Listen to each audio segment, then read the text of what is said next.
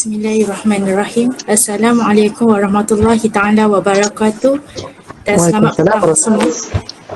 warahmatullahi. Suka ceritanya saya mengalu-alukan kedatangan anda ke sesi wawancara berkaitan dengan kesalahfahaman orang bukan Islam terhadap Islam. Sebelum kita memulakan, saya ingin memperkenalkan diri saya terlebih dahulu. Nama saya Nur Syafinaz binti Muhammad dan saya akan menjadi moderator anda pada hari ini. Islam merupakan agama yang paling banyak disalahfahami oleh manusia. Salah faham terhadap Islam bukan sahaja berlaku dalam kalangan masyarakat bukan Islam, malah sering berlaku juga dalam kalangan masyarakat Islam itu sendiri. Pelbagai tuduhan, tomahan dan tanggapan salah dibuat terhadap Islam yang menggambarkan kesalahfahaman Islam masyarakat terhadap Islam. Semua ini berlaku kerana kejahilan terhadap hakikat agama Islam itu sendiri. Topik ini akan membincangkan beberapa isu punca dan langkah berkaitan dengan kesalahfahaman orang bukan Islam terhadap Islam berdasarkan ajaran Islam yang sebenar. Untuk mengetahui perkara tersebut, saya dan rakan-rakan saya ditugaskan untuk mewawancara Encik Muhammad Syafiq bin Junaidi atau dikenali sebagai Bangah yang berumur 30 tahun. Beliau berasal dari Negeri Sembilan dan memegang ijazah sarjana muda dan juga bekerja sebagai seorang pengurus. Selamat petang, apa khabar Bangah? Selamat petang, alhamdulillah sihat. Syafiqah okey? Alhamdulillah sihat. Terlebih dahulu, saya akan memperkenalkan ahli kumpulan saya iaitu Nur Farha binti Muhammad Ishaq dan Nur Syafira binti Azizai. Berdasarkan soalan yang disediakan bagi tugasan wawancara kumpulan kami akan memberikan soalan yang melibatkan salah faham Islam yang melibatkan orang bukan Islam kepada Bangah. Untuk mendapatkan beberapa pencerahan terhadap isu ini, seperti yang kita tahu, kegiatan Islamofobia dan ekstremisme yang melibatkan ISIS dalam negara maupun luar negara telah banyak menimbulkan sensitiviti orang Islam. Antara Islamofobia dan ekstremisme, apakah isu sensitif yang sering diperdebatkan atau ada isu lain yang lebih menyentuh sensitiviti orang Islam yang sering diperdebatkan sehingga menimbulkan salah faham terhadap Islam? Silakan. Okey. Sebabkan saya tak tahu tajuk dia pada Malaysia atau global, so saya urai dua-dua lah, senang. Antara isu sensitif yang biasa menimbulkan salah faham terhadap Islam ni adalah satunya macam orang Islam, orang bukan Islam ni dia lebih prejudis lah sikit, macam sebab dia tak tahu. So artinya dia tak tahulah. Antara isu ni yang buatkan dia orang macam salah faham ni, itu macam terorisme lah, macam Syafiqah cakap, itu disokong oleh propaganda barat apa semua. Lepas tu kemudian macam antara isu sensitif juga ialah penindasan. Diorang lebih suka macam itu dikhususkan kepada perempuan. Contohnya perempuan ni kena pakai tudung, kena pakai stokin, kena pakai setongan. Kenapa kena pakai semua tu kan? Antara lagi isu-isu sensitif yang dalam Islam ni orang Islam tak pandang tu adalah terlihat kebebasan. Contohnya macam Islam kena buat ni, kena buat tu. Okey, contoh tadi macam perempuan kena tutup aurat. Lepas tu sembahyang 5 waktu. Antara lain contohnya macam makanan kena makan yang disembelih dengan bismillah. Kemudian itu yang secara general dekat global lah. Kalau yang dekat dalam negara yang boleh saya khususkan, contohnya macam kes-kes seperti agama Islam ni, orang bukan Islam dipandang seperti agama yang menindas. Sebab apa? Contohnya macam ada isu seperti isu seorang contohlah dua-dua sebelum ni non-Muslim, suami isteri non-Muslim, dia ada anak. Bila dia ada anak, anak dia semua non-Muslim lah. Tapi bila ayah atau ibu dia masuk Islam, ayah tu automatik tiba-tiba je dia dapat hak kejagaan harta anak tu. So dari sini kita boleh nampak macam orang Islam dia akan ada pandangan sebab kemasuk Islam je dekat Malaysia je kau terus dapat hak penjagaan anak automatik dekat Malaysia ni. Kebanyakan negeri lah, ada beberapa negeri je yang tak sokong pada pandangan tu. So isu-isu ni macam buatkan dia orang macam tak best lah Islam ni, buat apa aku nak masuk. Aku kena jaga 8 bulan. Contoh ada kes yang Bang dengar 2 tahun. Bapak tu dia tak pernah jaga masa anak dia menghilang, dia cerai dengan isteri dia. Lepas tu 2 tahun tak ada apa-apa, tak ada berita, tak ada apa-apa nafkah untuk anak semua tak ada. Lepas tu bila masuk Islam, tak silap dia Indian. Masuk Islam, lepas tu dia terus cari anak dia terus pergi mahkamah, terus cari hak penjaga anak. Automatik menang. So macam di situ, isu-isu ni macam lagi menimbulkan Islam ni agama yang menindas lah. Macam kat Malaysia ni orang Muslim tak ada hak nak bersuara. Macam tu. Betul kat Malaysia ni antara isu-isu yang sensitif, yang selalu menimbulkan masalah faham, isu gaduh lah. Contoh macam ustaz-ustaz bergaduh. Ustaz-ustaz ni kadang gaduh pasal furuk, tapi orang kira macam perkara cabang lah, perkara yang fiqah, bukan perkara yang mutabah, yang macam dah iktiraf. So, macam kunut tak kunut. Dia tu bukan orang Islam ni macam kata agama yang betul, tapi sendiri ustaz-ustaz pun gaduh. Jadi macam tu. Antara isu lain yang abang tahu yang sensitif ni ialah bila masuk Islam. Bila masuk Islam ni antara benda yang nak cakap macam mana, bila saudara baru masuk Islam, ada yang keluar tak? Ada yang keluar kerana diorang ni lebih macam diberatkan dengan perkara yang tak sepatutnya. Dia cakap contoh macam apa yang abang baca dan tahu, ada dalam 10 orang dalam yang dapat kekal Islam tu dalam 4/5 tu, dalam 50% lah. Sebab apa? Kadang yang buatkan tu ialah ustaz atau orang yang masukkan Islam tu. Contohnya macam ada kes tu, dia orang kata bila masuk Islam benda pertama kena mandi. Mandi tu adalah, tapi ada yang ustaz dia khususkan kalau mandi tak ada buat benda lain lah. Ada yang benda lain bila masuk Islam, tahun ni lelaki dia akan tanya dah sunat ke belum. Dia akan tanya itu. So kalau tak sunat, semua amalan semua tak sah. Lepas tu dia macam orang non-Muslim ni yang baru masuk Islam ni macam susah dah masuk turunkan sunat. Padahal baru masuk Islam tu buat benda tu. Nanti kalau tak buat, semua amalan tak sahan. So benda tu betul malah Islam. So bila dia keluar balik dari Islam, macam tak masuk, tak nak kena Islam, dia keluar balik. So dia jumpa balik saudara-saudara dia yang non-Muslim, dia akan sebarkan benda tu lah. Macam jangan masuk Islam. Jadi susah. Kalau masuk Islam kena sunat dulu. Kalau tak sunat, semua amalan kau semua tak sah. Macam tu tak diterima. Jadi tak masuk Islam kan. So antara isu-isu yang Bang boleh highlight yang kat situ yang salah faham terhadap Islam ni, ada itulah yang Bang jumpa. Satu lagi bila masuk Islam ni, umpama menukar tukar bangsa.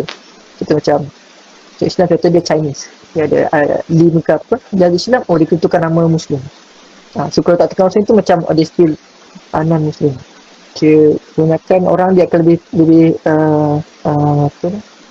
macam khususkan dia cakap bila masuk Islam tu nama Chinese semua kena buang, kalau tak kau masih lagi kafir. So dia macam takut takkan aku nak buang nama ayah aku, semua apa nama yang aku bagi semua tak tu. Padahal itu semua adalah hanya salah faham yang dia tak tahu. Setakat ni yang abang tahu. Ada tambahan? Kita nak terus. Terus soalan yang kedua. Terima kasih Abang atas pencerahan mengenai isu tersebut. Dari sini kita dapat mengenal pasti isu yang sering diperdebatkan dalam salah faham terhadap Islam. Seterusnya saya menjemput Nur Farha untuk menanyakan soalan yang kedua. Terima kasih Syafinas. Untuk soalan yang kedua, bolehkah Abang terangkan punca-punca yang boleh menyebabkan berlakunya salah faham terhadap Islam? Terima kasih Farha untuk soalan. punca penyebabkan berlaku salah faham terhadap Islam. Okey, apa yang Bang boleh explain apa yang Bang faham antara dua sebab lah. Satu faktor luaran dan faktor dalaman. Okay, faktor luaran tadi seperti yang Syafiq saya cakap tadi, Islamofobia, extremism, semua itu dikategorikan dalam faktor luaran, iaitu faktor media massa. Media massa sekarang dia banyak khususkan kepada keburukan yang ada dalam umat Islam. Satu, faktor luar ni dia masa ni kita tak nak kawal lah, tapi sikit sebanyak dia banyak mempengaruhi non-Muslim dan Muslim di luar negara. Contoh macam Amerika, dia memperkenalkan Muslim ban. Orang Muslim dari luar tak boleh masuk dia untuk tahun time Trump. Tahun pimpinan Trump itu membuatkan lagi ketegangan antara non-Muslim dengan Muslim lagi teruk. Okay, antara faktor lain adalah buku-buku kat luar negara pun yang Bang yang tahu. Contoh macam Islam for Dummies. Islam for Dummies ni dia tak berapa betul lah. Kadang dia punya quote dalam Al-Quran tu, dia nak explain ke orang yang non-Muslim ni, sebenarnya tak berapa betul. Sampai ada ulama luar negara yang tegur lah benda ni. Dia tak tahulah dia ada betulkan ke tak. Lepas tu, tapi banyak dia bukan betul. Cuma kadang sebab Islam for Dummies ni banyak senang dapat kat kedai buku. So dia lagi senang tersebar daripada buku-buku yang nak senang dapat, yang susah nak dapat macam macam platform Islam kan. Itu susah dapat kat negara. So antara faktor luaran lagi adalah stigma lah. Stigma orang dah tahu yang media massa dah pengaruhi dia orang. Ya, pasal Islam ni teruk, ekstremis. Pasal tu dapat pula social media pula, apa media, internet ni lagi senangkan dia orang nak search. Bila dia orang search, apa yang dia nampak adalah perkara-perkara yang buruk. Macam kat US dia boleh highlight ke apa news atau search engine yang dia nak, so dia letak apa yang tajuk sesuai. Satu lagi, bila search engine tu dia boleh manipulate highlight, maksudnya tajuk utama tu dia boleh letak. Contoh bila orang Islam yang buat, dia akan letak terorisme ataupun ekstremis lah. Tapi bila orang non-Muslim buat, dia akan letak kat situ macam orang ada masalah mental ataupun depression, sekejap lah semua lah. So dia macam dia baca bahaya. So antara tu punca faktor luar yang Abang boleh highlight kat situ. Lepas tu faktor dalaman ni lebih macam daripada individu lah, individu Muslim sendiri. Contohnya macam bila Muslim sendiri ni, kita sendiri pun tak pegang dekat Al-Quran dan Sunnah. Bila tak pegang Al-Quran dan Sunnah ni, bila Muslim sendiri bertanya, kita macam malu nak jawab. Macam kenapa perempuan pakai tudung? Kenapa nak kena pakai tudung? Contohlah, kenapa kena masuk Islam? Apa baiknya Islam? Betul tanya, Tuhan tu macam mana? Nanti kita sendiri pun macam tak tahu nak jawab. Lepas tu, faktor dalaman lain adalah kita dekat Malaysia kita tengok ustaz pun gaduh macam Bang cakap, dia banyak bergaduh. Bila banyak bergaduh, dia macam menimbulkan lagi susah nak terima Islam. Ustaz pun gaduh, siapa yang aku nak cari? Dia macam cari ni dulu. So orang yang ternyata orang Muslim yang nak masuk Islam, dia akan cari seorang ustaz, dia akan perlu ustaz tu. Tu yang dia perlukan. Lepas tu salah faham ni juga, salah Islam ni juga disebabkan oleh kitab-kitab juga. Kitab kadang ada kitab-kitab ni yang dalam Malaysia ni dia dah highlight dah, ada kitab-kitab yang mengkhususkan kepada hadis sahih, hadis dhaif, hadis yang palsu. So kadang-kadang ada ustaz-ustaz ni dia ambil hadis palsu, lepas tu dia gunakan dekat dalam syarahan dia ataupun kuliah dia. Dan ni buat ni hadis aku boleh guna. So, bila guna ni, nanti dia akan bercanggah dengan orang lain. Lepas tu bila hadis palsu ni kan ada yang macam dia tak berapa betul. Contoh macam hadis palsu, Nabi suka makan terung ke, atau terung tak silap. Terung. Lepas tu bila ada tu orang cakap, Islam tu dia highlight benda tu je. Dia jadi macam, kenapa aku nak benda agama ni, ustaz ni gaduh. So macam, tak nak masuk Islam. Islam susah bagi orang. Kadang ustaz ni betul, kadang ustaz salah. So dia tak tahu mana yang betul, mana yang salah.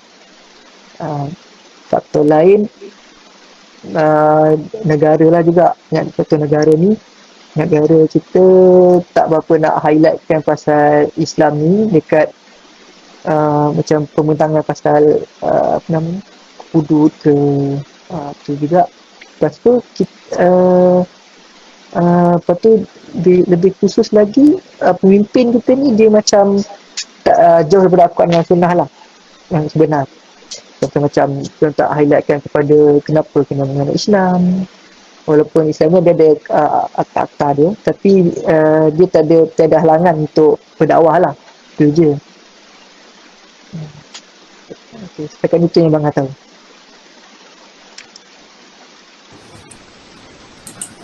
Ya, terima kasih Abang kerana menerangkan serba sedikit punca-punca tersebut.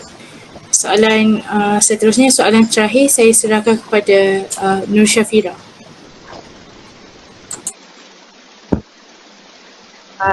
Terima kasih Syafira bagi soalan tadi dan Bang untuk menentukan langkah yang paling berkesan lah untuk bikin keputusan untuk mengatasi salah fahaman antara Islam dari pandangan Bangah sendiri. Okey, Dengan apa untuk mengelakkan lah masalah dari aspek jalan. terima kasih Syafira untuk soalan. Langkah-langkah yang berkesan bagi mengatasi masalah salah faham terhadap Islam ni, bangai yang boleh highlightkan adalah secara dua, iaitu secara individu satu, kita sendirilah. Kita sendiri dulu kena mendekati Al-Quran dan Sunnah. Bila kita dekat dengan dua sumber rujukan ni, kita banyak boleh jawab pasal soalan diorang. Satu, soalan diorang bila diorang tanya soalan, kita boleh jawab. Itu satu penting lah, sebab diorang banyak boleh tahu. Tapi yang paling penting ialah bila kita beramal dengan Al-Quran dan Sunnah. Bila kita beramal dengan Sunnah tu, dia dah nampak, walaupun namanya berita ataupun media masa dan social media dia macam meng-highlightkan keburukan Islam, tapi kita sendiri tunjuk contoh yang baik. Kadang apa yang Bang ada satu kawan Bang tu, dia bergaul dengan non-Muslim, tapi dia tunjuk ke akhlak Muslim. Dia kadang dia jujur, kadang kawan dia tinggal duit dia bagi balik, dia ingatkan, lepas tu macam-macam lah, buat kerja elok. Lepas tu dah lama kawan tu yang non-Muslim tu tanya kat kawan Bang tu, dia cakap, aku nak tahu pasal Islam macam mana? Dia dari situ. Dia tak tanya, sebelum tu dia tak tanya pun Islam ni apa, tapi dia tengok perangai kawan Bang tu. Dia tengok perangai Bang tu, dia minat pasal Islam, lepas tu buat dia masuk Islam. Itu paling basic lah kita buat. So, bila individu ni sendiri dah pegang dengan Al-Quran dan Sunnah, so nak tak nak nanti akan ada pemimpin Islam. Bila ada pemimpin Islam ni, langkah paling berkesan ialah bagi pemerintahan lah. Sebab nak tak nak macam mana hebatnya individu ni pun, dia tak lawan pemerintahan lah. Dia ataupun Amirul Mukminin kan, bila Amirul Mukminin ni ataupun Raja, Sultan, Agung, ya kisahlah bila naik atas atasan ni, bila dia pegang pada Al-Quran yang betul, dia banyak benda dia boleh buat. Contohnya bila tentang Islam ni, kita macam dapat highlightkan untuk membina persekitaran Islam. Contohnya tak ada riba satu. Bila tak ada riba, banyak benda yang kita boleh bantu untuk ekonomi dan orang masyarakat umum. Bila dari situ, bila riba tu dah potong, nak tak nak nanti dia akan cakap, baguslah pemerintahan Islam ni, bila tak ada riba ni, banyak memudahkan masyarakat secara keseluruhan lah.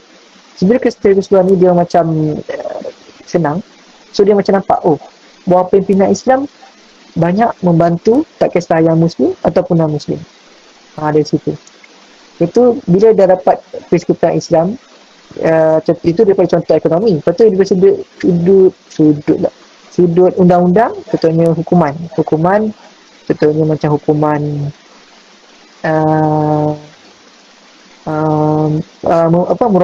murogol tak ada dalam tak ada dalam macam dia fokus denda untuk orang murogol ni dalam takat berapa ribu ya, ada satu lawyer tu cakap dalam 10,000 je paling banyak maksimum untuk bagi dekat mangsa. Tapi kalau dalam Islam ni dia ada berapa tak silap, ada dalam 30 ekor unta. Sama nilai dengan 30 ekor unta. Kalau yang salah tak mampu nak lakukan, dia kata dia tak mampu lakukan, keluarga akan tanggung. Berapa tahu ni ada satu pensyarah dekat Instagram dia cerita. Dia tanya dekat non muslim sendiri, tanya, you nak mana? You nak 10,000 ke you nak 30 ekor unta? Okay, you 30 ekor unta minimum satu ekor 10,000. Berapa? 300,000 tau. Satu begitu Islam tu, non muslim ni dari hujung kelas tu semua pergi dekat lecturer tu. Nampak tak, bila pemerintahan tu sendiri adil, dia akan dapat banyak bantu kesalahfahaman dalam Islam. Macam Islam yang agama menindas, tidak, dia akan tolong daripada sudut daripada undang-undang tu sendiri. Dia kata, oh, aku tak akan dianiayai. Sistem Islam tu adil. Lepas tu bila kita pemerintahan lain tak, bila dia orang dah dapat kontrol Islam ni, dia orang lebih boleh kawal media masa. So media masa ni dia orang boleh khususkan macam kenapa Islam ni macam ni, kenapa Islam kena pakai tudung, perempuan kena pakai tudung, lelaki kena tutup aurat bawah pada lutut. So di situ dia macam, oh, dia akan dapat clear banyak tidak salah fahaman diorang mengenai Islam. So dia macam dari situ dia akan tahu yang Islam ni bukanlah agama yang menindas orang, tapi lebih bentuk menjaga. Sebab tu yang last kali duduk satu, dia banyak dapat bantu daripada segi banyak benda. Lebih lagi sebab non-Muslim ni dia lebih kena khusus untuk diri sendiri. So dia nak jaga, bila benda Islam tu sendiri dapat jaga dia orang, dia dapat macam banyak bantu dia orang untuk ubah perspektif dia pasal Islam. Itu saja.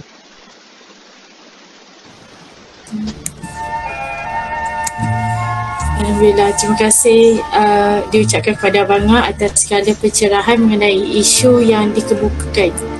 Daripada segala pencerahan yang diberikan, kita berharap salah faham terhadap Islam dapat diatasi dan dapat mengekalkan tanggapan negatif masyarakat terhadap Islam. Okay, terima kasih Banga. Boleh tak kita nak minta ambil gambar sekejap? Boleh.